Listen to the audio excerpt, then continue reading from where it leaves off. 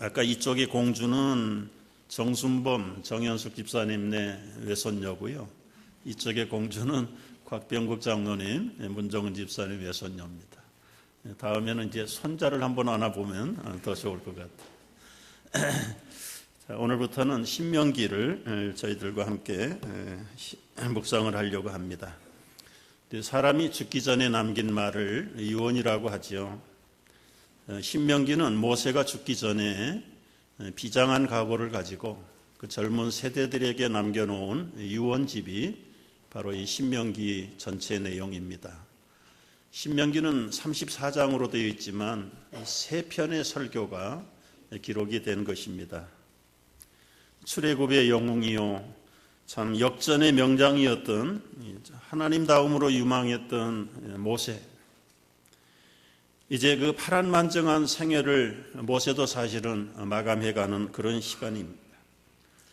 그 광야의 40년을 마치고 가나안 복지가 바라다 보이는 아라바 평지에 또 느보산에 올라가서 그 보이는 땅을 내다보면 때 얼마나 감개가 무량했겠습니까? 얼마나 사모하던 땅인가. 저 땅에 여기까지 오려고 40년이 걸렸던 그 기막힌 사연들과 그리고는 순간순간을 회상할 때 아마 모세는 엄청난 벅찬 감격에 사로잡혔을 것입니다. 모세와 함께 애굽에서 떠났던 같은 세대 사람들은 다 죽었어요. 갈렙과 여호수아 몇 사람 겨우 빼놓고는 다 죽었어요. 그리고 광야에서 태어난 나이가 많아봐야 40대, 30대가 주종일런지 모르겠어요. 그 많은 젊은이들을 200만 명을 앞에 놓고 마지막 유언과 같은 설교를 하는 모세의 심정을 우리가 어떻게 조금이라도 이해할 수 있을까요? 긴 설교지만 한마디로 묶으면 이 모세의 신명기의 설교의 핵심은 출애굽 역사관을 가지라는 거예요. 출애굽의 안목을 가지고 살라는 거예요. 이 엑소더스 뷰 오브 히스토리, 이 출애굽의 역사관, 이제 자라난 태어난 젊은 세대들에게 이 출애굽의 기적을 체험하지 못한 세대들에게 하나님의 놀라운 기적과 능력으로 400년 노예 생활하던 당신의 부모들을 그 땅에서 해방시킨 이 출애굽의 역사관을 제발 가져달라. 요즘 우리 한국 분들의 화두는 국제시장입니다. 여러분 국제시장 보셨나요? 못 보신 분들은 내일 모이십시오. 저도 못 봐서 같이 갔으면 좋겠어요. 못 봤지만은 그 스토리는 대강 알 것 같아요. 한국 전쟁 이후에 폐허가 된 우리 한국이 세계에서 2번째 못 사는 나라였다. 먹을 것이 없고 굶어 죽어가는 사람이 부지기수고, 그런 가운데서 오늘날 어떻게 세계의 탑 클래스까지 경제 성장을 이루며 발전을 할 수 있었는가? 그 짧은 50년 동안의 근대의 역사를, 한국의 역사를 다큐멘터리 영상으로 감동 스토리를 만든 게 국제시장. 그 영화를 만든 감독의 그 제작의 의도가 뭘까? 의도가 뭘까? 2가지였다고 그래요. 하나는 정말 나라를 사랑하고 민족을 사랑해서 자기 몸을 돌보지 아니하고 헌신했던 우리 부모 세대에 대해서 감사하고 싶다. 감사하고 싶다. 2번째는 아무것도 모르는 순진무구한 우리 2세들에게 우리 민족이, 우리 부모들이 얼마나 많은 피눈물을 바쳐서 일군 나라인가, 그 감동을, 그 헌신을 좀 맛보게 하고 싶다. 그게 이 감독이 국제시장을 만든 의도라고 기자와 인터뷰하는 기사를 제가 읽었습니다. 대부분 관람객들은 손수건을 다 적셨다고 그래요. 우리 부모들은 우리 젊은 세대들에게 이 부모 세대의 나라 사랑과 희생과 헌신을 좀 나누고 싶어서 우리 2세들하고 같이 갔는데 2세들의 반응은 뭐예요? 냉랭합니다. 야, 먹을 게 없어서 풀뿌리 캐먹고 굶기를 밥 먹듯이 하고 그렇게 살았다. 2세들의 반응이 뭐죠? So what? 그래서 먹을 거 없어서 굶어 죽는 사람이 많았다니까 하는 소리가 라면이라도 끓여 먹어야지. 왜 그런 차이가 있을까요? 1세대들은 보기만 하면 뜨거운 눈물이 솟구치는데 2세대들은 냉랭합니다. 무슨 차이일까요? 고난의 현장을 체험한 세대와 고난의 현장을 체험하지 못한 세대의 차이입니다. 지금 모세 앞에 모여든 백성들은 그 광야의 체험, 출애굽의 체험 별로 느끼지 못한 세대예요. 그런 세대들을 이제 눈앞에 보이는 가나안 땅에 들여보내야 되는 이 모세의 그 심정 얼마나 안타까웠을까요? 제발 이제 저 땅에 들어갈 터인데 잊지 마라. 아무리 설교가 길어도 이거 하나다. 출애굽의 역사의 안목을 놓치지 마라. 당신들은 체험하지 못했을런지 모르나 우리 엄마 아빠들이 생생하게 출애굽의 10번 이상의 기적들을 체험했단다. 여러분, 오늘 이 시대를 살아가는 우리 순례자들의 성도들의 마음 자세도 여전히 이 출애굽 역사관을 놓쳐서는 안 됩니다. 출애굽기적 역사관은 무엇입니까? 한마디로 하나님을 최고로 높이는 거예요.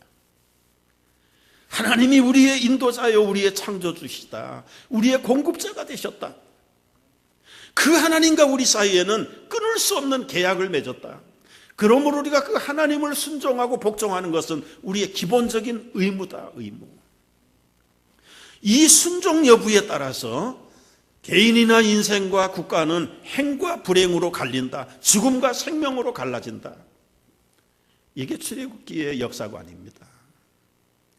순종하는 자는 나왔지만 못 나왔어도 노예 생활을 한다 할지라도 그들은 하나님의 자녀고, 불순종하는 자는 자유의 광야에 몸이 됐지만은 여전히 노예의 삶이다. 죽음의 삶이다. 여러분, 이 하나님 나라의 출애굽기의 역사적인 안목은 과거에만 통한 것이 아니라 오늘날도 동일하게 적용이 됩니다. 알카이다의 비극을 보십시오. 보코하람의 무법천지를 보십시오. 저 무자비한 IS의 그 무참한 행동 만행들을 보십시오. 아무리 낙후된 고대 사회에도 그렇게 생명을 비참하게 유린하고 죽이는 법은 없었습니다. 어떻게 인간들이 칼로 목을 자르고 산채로 불을 태워서 죽입니까? 세상에 어떤 신이 귀신 빼놓고는 그렇게 죽이라고 명령한 신이 있을까요? 생명을 귀하게 여기는 나라, 인간을 존중할 줄 아는 민족들, 그 사람들은 복을 받는 줄 믿습니다. 우리가 사는 미국을 한번 보세요, 여러분. 사람은 고사하고요, 강아지, 고양이 생명 하나 구하려고 앰뷸런스가 동원되고 폴리스가 뜨고요, 헬리콥터가 동원되는 나라, 이거 이미 복받은 나라 아닙니까? 여유가 그만큼 있다는 것, 복이 있다는 증거 아니에요? 사람 그 급에서 살기도 어려운 나라에 어떻게 앰뷸런스가 뜨겠어요?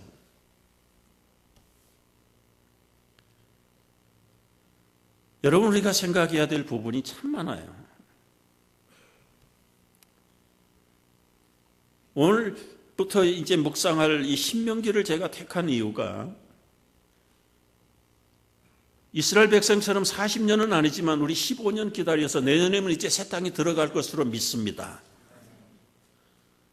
지금 이들이 40년에 걸려가지고 이제 그 가나안 땅에 들어가야 되는 그런 목전에다가 그 땅을 앞에 놓고 들어가기 전에 무장하는 거예요. 준비하는 거예요. 어떻게 그 땅에 들어갈 것인가? 그 땅에 들어가서 어떻게 하나님의 나라를 바로 세울 것인가?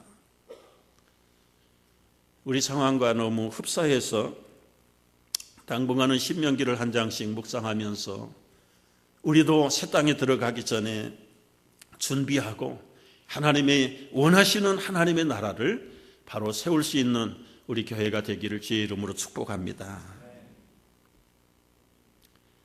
오늘 본문의 1절은 이는 모세가 요단 저편 숲 맞은편에 아라바 광야, 바란, 도벨, 라반, 하세롯, 디사합 우리말에 익숙치 않는 낯선 지명들이 연속으로 나와요. 연속으로. 이는 뭐냐면 이 신명기는 모세가 어디에서 선포한 말씀이냐 하면 바로 이런 지역에서 선포했다. 우리는 웬만하면 다 빼버려도 생략해도 괜찮을 그런 생소한 지명들을 열거한 이유가 뭘까요? 두 가지입니다. 하나는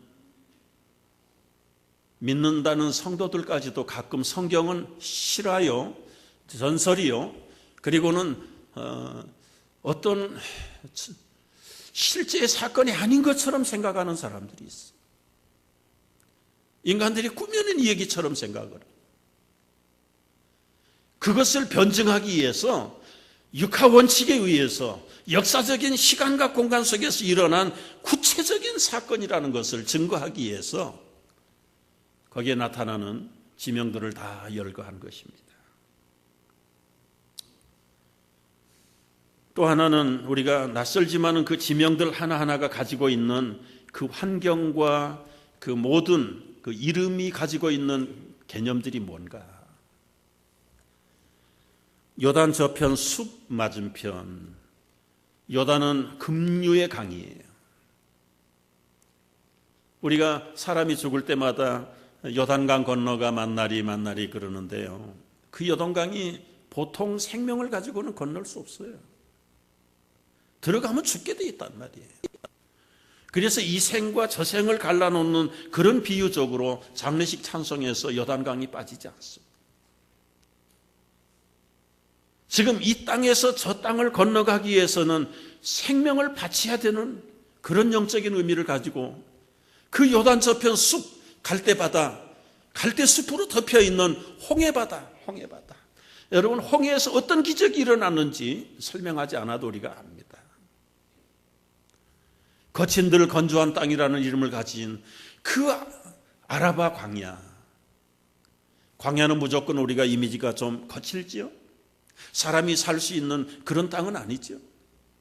그럼에도 불구하고 그 뒤에는 바란, 빛나는 땅, 도벨, 참 해반죽처럼 부드러운 땅, 하세롯, 울타리가 제대로 정리가 되어 있는 아담한 마을들, 그리고 디사합, 금이 많이 나는 그런 참 더 이상 이것처럼 부드러운 옥토와 금이 많은 땅, 거기에서 모세가 지금 이 신명기의 설교를 마지막 유언을 하게 됐다. 그렇다면 한번 생각을 해보세요. 이렇게 좋은 환경, 이렇게 좋은 땅, 금이 많이 나오는 땅이라면 구태여 죽음을 무릅쓰고 요단강 건너갈 필요가 뭐가 있어요? 여기서 그냥 삽시다 그랬지. 그러나 모세는 당신들이 보기에 여기는 복의 땅, 축복의 땅처럼 보이지만 요단강을 건너가면 주님이 예비해 놓으신 젖과 꿀이 흐르는 땅은 여기와는 비교가 될 수 없다는 것을 강조하기 위해서 여기 우리 생소한 지명들을 다 낱낱이 다 밝혀놓은 것입니다. 2절의 말씀은 우리가 참 집중적으로 묵상을 해봐야 될 구절이에요. 호렙산에서 세일산을 지나 가데스 바나에까지 10하루길이었더라. 정말 이 대목은 기가 막힐 사연이 있는 대목입니다. 여러분, 걸어서 10하루면 들어갈 수 있는 길을 백성들은 몇 년 걸렸습니까? 40년이 걸렸어요. 참 이해할 수가 없어요. 누워서 굴러가도 굴러가도 4년이면 갈 텐데 제발 가지고도 10하루 길을 걷는 길을 40년을 걸렸는데 그 40년 걸리고도 1세대들은 다 죽었어요. 다 죽었어요. 갈렙 여호수아 모세 몇 사람 빼놓고는 다 죽어버립니다. 어떻게 이런 일이 일어날 수 있어요?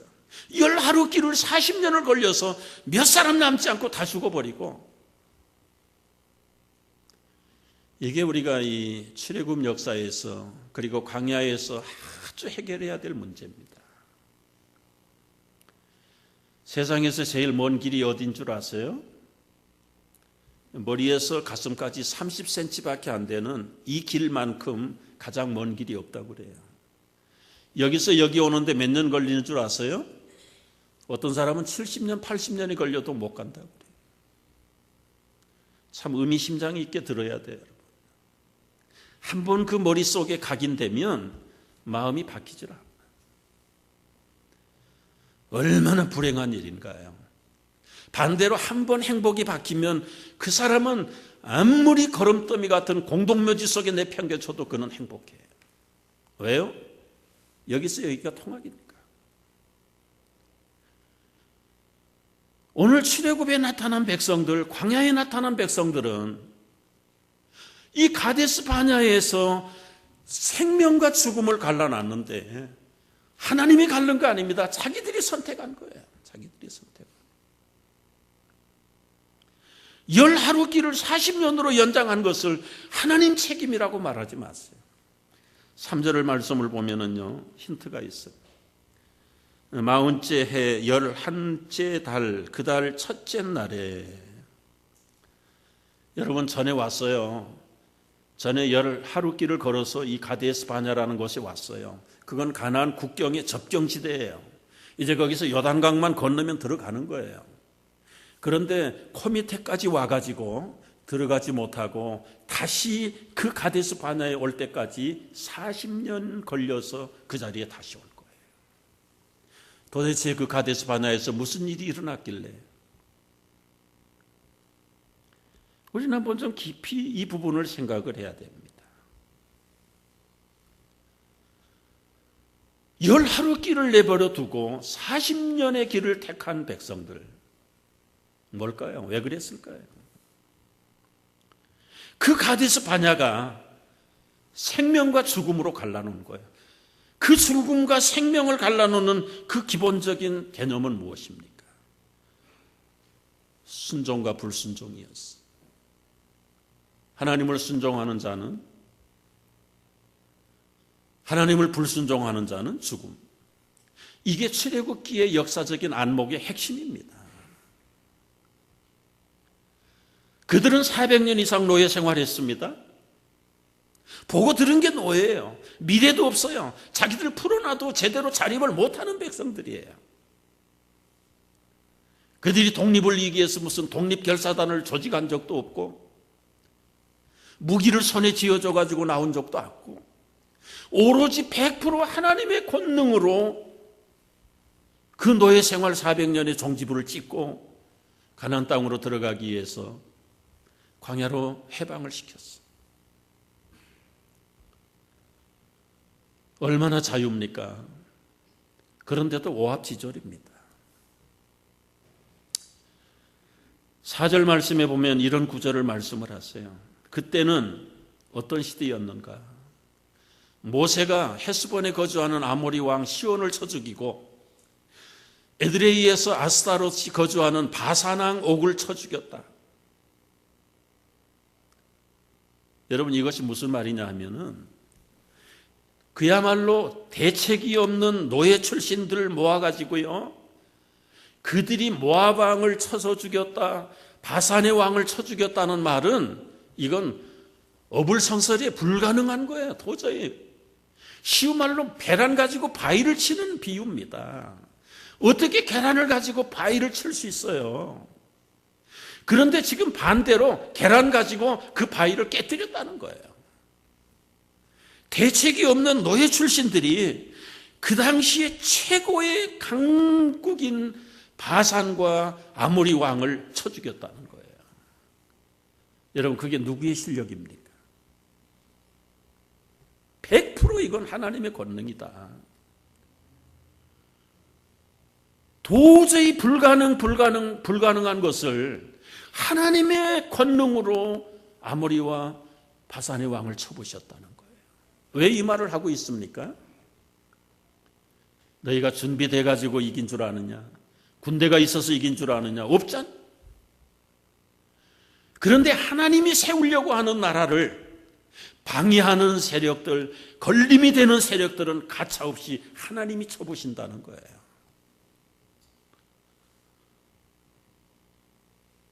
모세도 40살 때 모세가 아닙니다. 40살 때 여러분, 우리가 아는 대로 자기 왕국 한번 세우고 싶어서 인간의 정의를 가지고 공의를 가지고 화를 냈다가 살인자가 됐죠. 그것 때문에 살인자가 되어서 40년 동안 그 미디안 이름도 없는 시골 구석에 가서 목동 생활, 목부 생활을 했죠. 미래도 비전도 다 끊어지고 자기 정체감도 다 팽개치고 겨우 양이나 쳐서 밥이나 얼어먹는 그 목부의 비참한 삶을 40년이나 살았던 모세가 감히 어떻게 아모리 왕과 바산 왕을 대적해서 이길 수가 있었는가? 이건 모세 능력이 아니라는 거예요.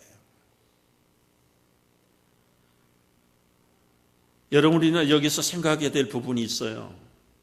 하나님은 지금 앞뒤를 분별을 못하는 그 노예들을 끌어다가 하나님이 예비하신 가나안 땅에 들여보내서 하나님이 통치하고 하나님이 제일 높임을 받는 신정 국가를 건설하려고 하는 게 하나님의 위대한 출애굽의 계획이었어요. 목적이었어요. 그런 과정에서 누구든지 하나님의 나라를 걸리작거리고 방해하는 세력은 가차없다는 거예요. 여러분, 이건 과거에 모세 시대만 일어난 사건이 아니에요. 인류의 역사를 보십시오. 하나님을 대적하는 이데올로기 사상치고 성공한 사상이 있나요? 그 당시에는 천하를 휩쓸고 다 정복할 것 같았는데 천년의 영광을 누렸던 로마도 결국은 하나님 앞에 굴복합니다. 인간의 이성, 지성을 최고로 생각을 했던 이 헬레니즘, 헬라의 문명도 결국은 바울의 철학, 바울의 복음 앞에 다 무너졌어요. 산업혁명이 가지고 온 기계 문명, 인간의 최고의 기술, 그 결과가 뭔지 아세요? 비참한 1차 대전, 2차 대전을 이끌어온 거예요. 유물사관 공산주의 73년 하고 소련이 망했습니다. 중국도 공산주의 다 버렸어요. 지금 수정 자본주의로 다 돌아섰어요. 이태리를 통일하고 유럽을 통일하려고 했던 무솔리니, 나폴레옹, 불란서, 독일을 가지고 세계를 통일하려고 했던 히틀러, 일본의 천황을 만들려고 했던 제국주의, 만행, 지금 중동을 중심으로 일어나고 있는 무슬림의 세력들, 현대의 불신풍조들, 교회가 다 망할 것 같고 하나님이 다 패할 것 같은데 그건 착오입니다. 착오. 절대로 하나님을 대적할 만한 세력은 이 땅에 없다는 사실을 철저하게 깨달아야 될 줄로 믿습니다.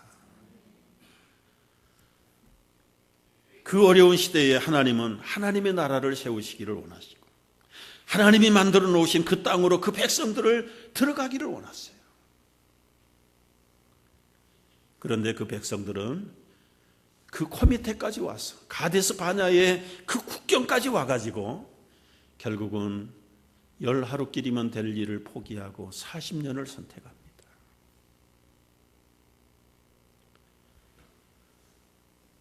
이스라엘 백성들의 그 순례의 여정을 보면은 꼭 잊지 말아야 될 부분이 하나 있는데 호렙산이에요. 호렙산. 애굽에서 출애굽해가지고 1년 만에 호렙산에 왔어요. 하나님의 호렙산으로 끌어들인 이유가 있습니다. 나라를 세우는 데는 3가지 요소가 필요해요. 첫째는 백성이 있어야 됩니다. 땅이 있어야 됩니다. 땅과 백성만 있어가지고요, 통치가 없고 법이 없고 질서가 없으면 지금 중동의 무법천지 같은 나라가 돼버립니다. 그래서 이 세 가지 요소는 나라를 세우고 국가를 건설하는데 필수 조건이에요.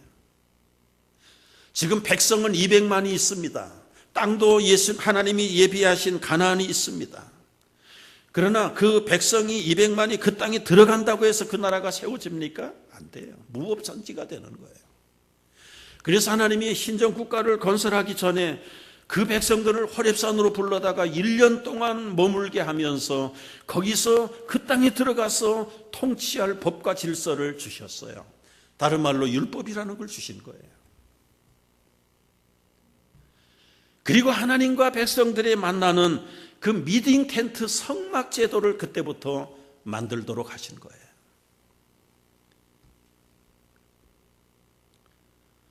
시내산에 호렙산에 갔던 백성들은 참으로 보지도 듣지도 못하는 신비한 경험들을 했어요. 번개 속에서 하나님을 만납니다. 구름 속에 계시는 하나님을 만났습니다. 불 가운데서 꺼지지 않는 불 가운데 계시는 하나님의 음성을 듣습니다.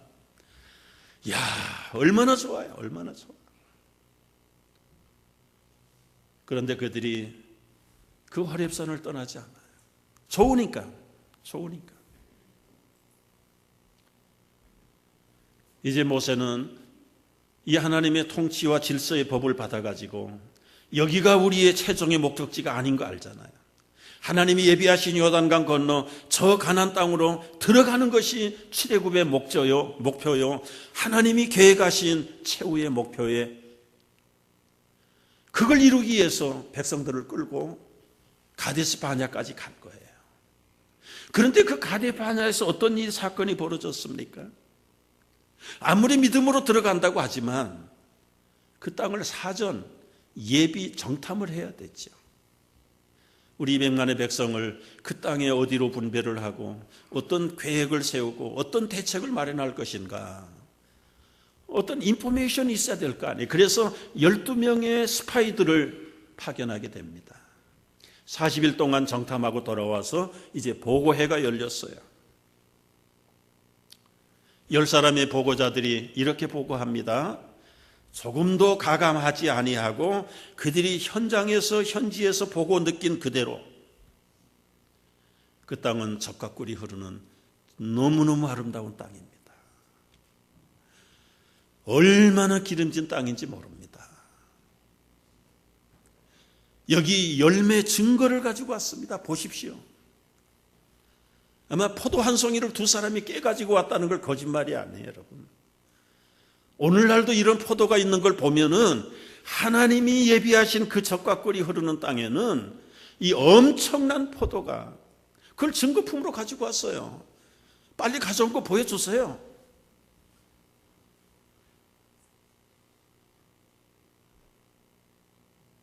너무 무거워서 가져오는데 시간이 걸려요.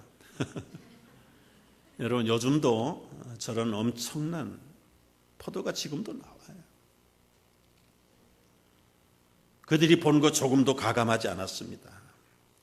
그 도시가 얼마나 견고하게 섰는지 하늘을 찌를 것 같습니다. 난공불락의 성들이 쌓여 있습니다. 최신 무기를 가지고 있습니다. 그 땅의 백성들은 거인들의 후손들입니다. 얼마나 큰 거인들인가. 요즘 최근에 발굴된 그 안악자손의 후손인 골리앗의 유골을 찾아냈어요. 해골이 얼마나 큰지 수레에다 실어서 몇 사람이 끌어야 됩니다. 그 신장과 그 뼈대는 보십시오. 세 사람이 달라붙어도 비교가 되지 않는 거대한 안악자손들이 그 땅을 차지하고 있습니다. 저 이마에 물맷돌이 박혔어요.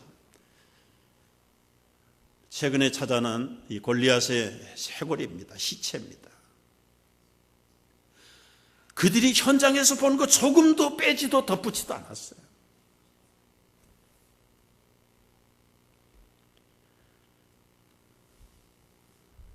그런데 그 10사람의 보고가 끝나자마자 온 백성들이 통곡하기를 시작을 해요.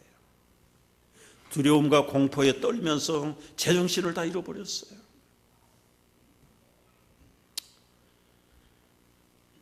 (28절에) 이것들을 그대로 정리했다. 그들은 현장에서 본 것 조금도 가감하지 않았습니다.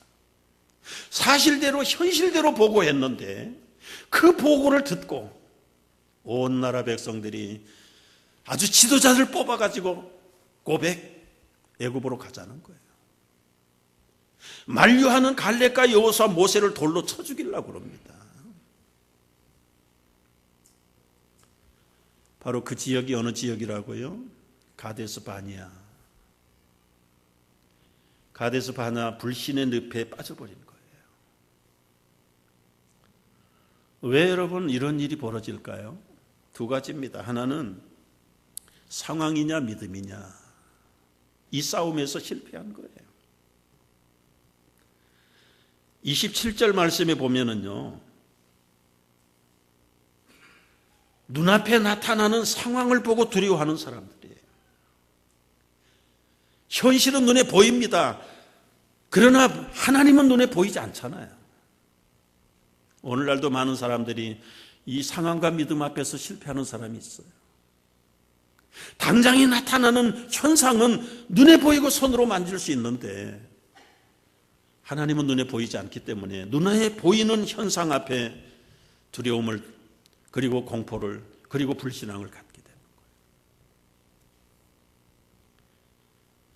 거예요. 27절에 보면 장막 중에서 원망합니다. 여호와께서 우리를 미워하심으로 우리를 이 땅에서 죽이려고 우리를 여기까지 이끌어왔다. 여러분, 자기 정체감마저도 포기한 사람들이에요. 그 엄청난 기적을 통해서 그야말로 천민스러운 노예들을 끌어낸 것이 이 땅에다가 죽이려고 끌고 왔을까요, 하나님이? 그 자기의 영적인 정체감마저 포기한 거예요. 하나님이 우리를 미워하셔서 우리를 죽이려고 여기까지 데리고 왔다. 여러분, 같은 하나님인데 어떻게 그렇게 거꾸로 뒤집어서 생각을 합니까?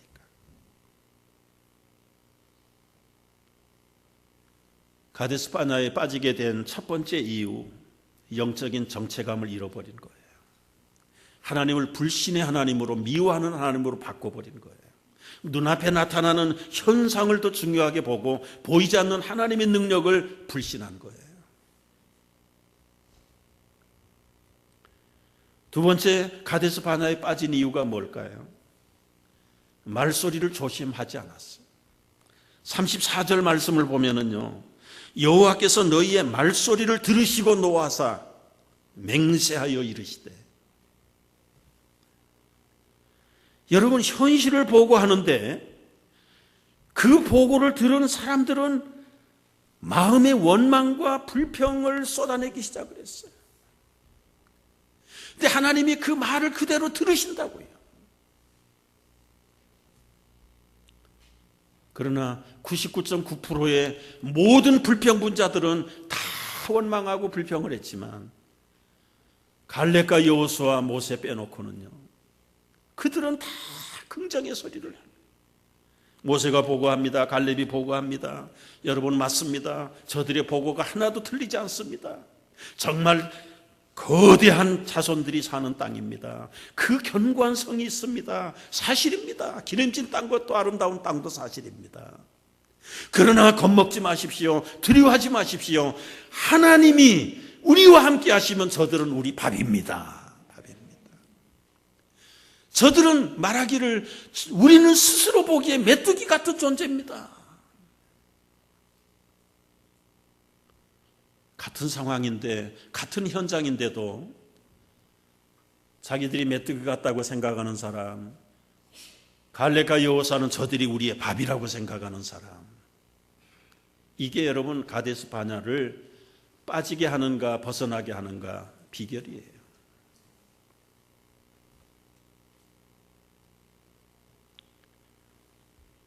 여호와께서 우리를 미워하신다고 했던 99.9%의 사람들을 보다요, 31절 말씀에 보면은 이 갈렙과 여호수아는 하나님에 대해서 다르게 생각을 했어요. 자기의 아들을 아는 것 같이, 사람이 자기 아들을 아는 것처럼 너희 하나님 여호와께서 너희가 걸어온 길에서 너희를 안으시고 이곳까지 이르게 하신 걸 왜 모르느냐? 왜 모르느냐? 먹을 게 없을 때 하나님이 먹을 거 주셨죠. 목마를 때 생수를 주셨죠. 만나를 주어서 먹게 만드셨죠. 그야말로 사람이 자기 아들을 안아가지고 업어낸 것처럼 그 우리를 보호하시고 이끌어오신 그 여호와를 왜 깨닫지 못하는가?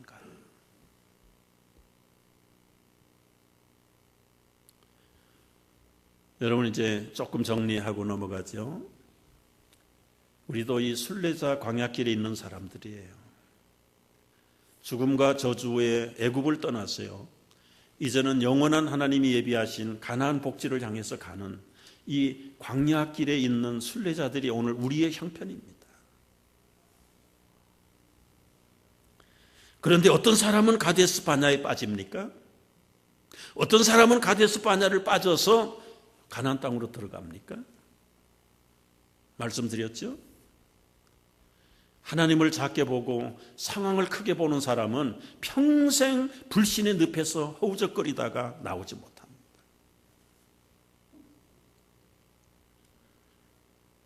속으로 집에서 불평하는 소리까지 다 들으시는 하나님, 그 귀에 들리는 대로 행하시는 살아계신 하나님이 있다는 사실을 잊어버렸어요.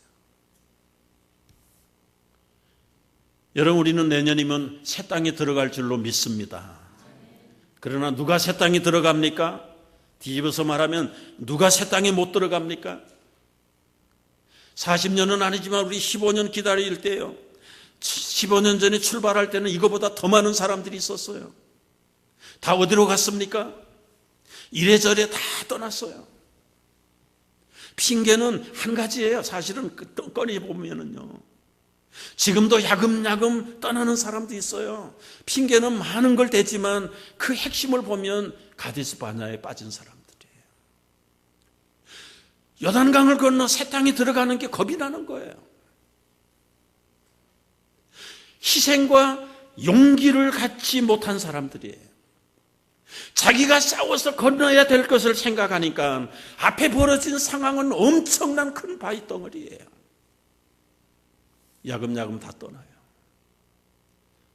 보이지 않는 하나님은 보이지 않고 보이는 현실과 상황만이 눈앞에 닥치니까 그들은 겁을 먹고 가데스 바냐 불신의 늪에 빠져버린 거예요.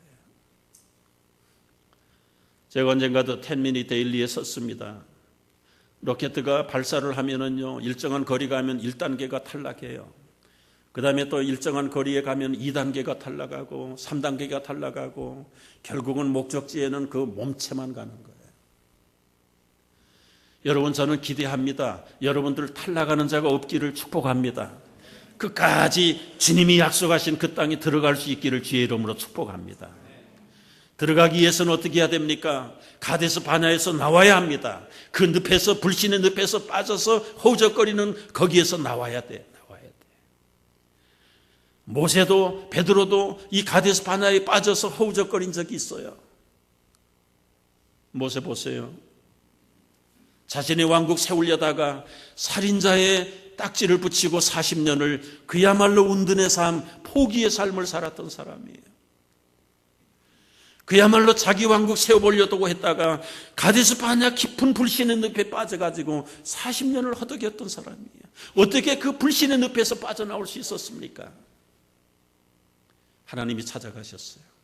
가시떨기에서 태우지 않는 불꽃 가운데서 모세야 모세야 부르실 때 그 음성을 듣고 모세는 자기 신을 벗고요, 여러 가지 사양도 있고 거절도 있었지만 끝에는 주님 앞에 순종하고 하나님의 음성 앞에 복종할 때 그는 출애굽의 선봉장으로 쓰임을.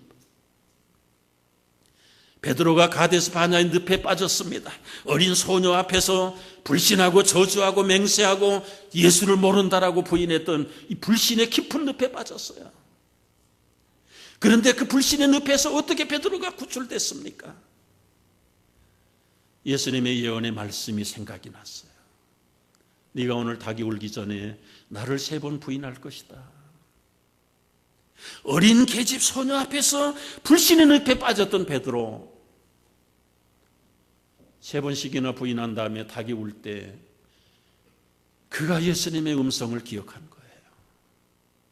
나를 미리 아시고 나에게 경계해 주셨던 그 주님, 내가 그걸 깨닫지 못했구나. 가슴을 치고 후회하고 통곡하고 늪에 빠진 베드로가 가데스 바네아에서 튀어나올 수 있었던 것은 주님의 말씀을 기억했기 때문입니다.